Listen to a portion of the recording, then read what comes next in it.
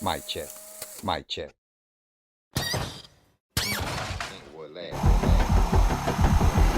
Welcome to the Inglewood Legends YouTube channel. Don't forget to like, subscribe, and share. One love, and I'm out. Inglewood Legends. In part 1, I had mentioned that the judge over at Inglewood Juvenile Court had sentenced me to a 6-month Track 3 camp program. So from Eastlake, I went to Sylmore. I might have stayed at Sylmore for only one night for a layover. And from Sylmore, I went to Challenger Memorial Youth Center out there in Lancaster, California. Challenger was what they called a youth correctional center for juveniles. And at this youth center, they had 6 camps with a school corridor that ran down the middle of the institution and separated 3 camps on each side of the school corridor. At this time, they was just now building a Lancaster State Prison right behind it. True story. So once we got off the transportation bus and went through the intake process, the Challenger Youth Center had 6 camps. 6 camps. Anazuka, Jarvis, McNair, Resnick, Scobie, and Camp Smith. Camp Smith, Scobie, and Resnick was on one side of the institution, and Camp Anazuka, Jarvis, and McNair was on the other side. I remember. At this time, Camp Smith was open. Scobie was closed, and Resnick was for the females. McNair was a work camp for older males from about 16 to 17 years old. Anazuka and Jarvis was what they called reception camps. I ended up in Jarvis Reception Camp. At this time, the whole institution was somewhat brand new, so I can say for it being a jail, they kept it clean and sanitary. Before they built and opened up Challenger, they would send the juveniles next door over there to Mariloma. Sometime in the early 90s, they shut Mariloma down. True story. Mariloma was an old jail that housed both adult county jail inmates and juveniles from all over Los Angeles County. Real talk. Jarvis Reception Camp is where I met a few good young homies. You know, a few guys I had already knew from navigating through the halls, and a few I was meeting for the first time. Homies like Lil Crazy from 6'5" Menlo Crip. Rest in peace. That was my guy right there, for sure. We always knew what day the transportation bus was coming to drop off the new people On the set. So one day, a group of new guys hit the building. I remember everybody had brand new bedrolls and fresh fish kits.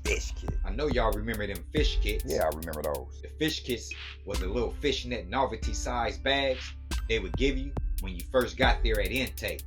The fish kits usually contained a small toothbrush about half the size of a regular toothbrush. Real small. A small tube of toothpaste about a quarter of the size of a regular tube of toothpaste. A quarter size speed stick of deodorant. And a black comb. That's it. That's all.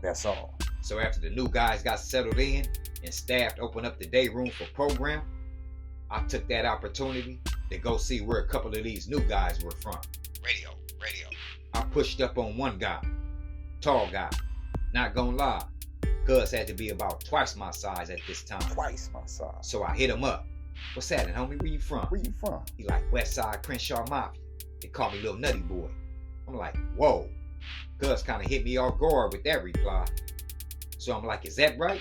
I'm from West Side Legend Crib, Osage Avenue. And the way I said it, I just knew he was about to swing, but he didn't. And I didn't either. Cuz took a small step back and had this little smirk on his face. And he said, alright, for sure. I ain't your enemy though, homie. And when he said that, I just looked at him. Because honestly, I didn't know how to respond to that one. I never had nobody ever say nothing like that to me when we were supposed to be banging on each other. This was different. On Legend Crip. At that time, what he said clicked. But it really didn't make sense to me. At that time. Back then. But see now, as I done got a little older, I realized he was actually dropping a jewel on me. And I'm going to get to that jewel he was dropping in a later video. Stay tuned. But see, that might have been the first time me and Nutty Boy crossed paths with each other. But it definitely wasn't the last time. I ran into Lil Nutty Boy years later in the LA County Jail too, getting on the elevator. True story. Meanwhile, like I had said, after he told me he wasn't my enemy, I backed off and went about my business.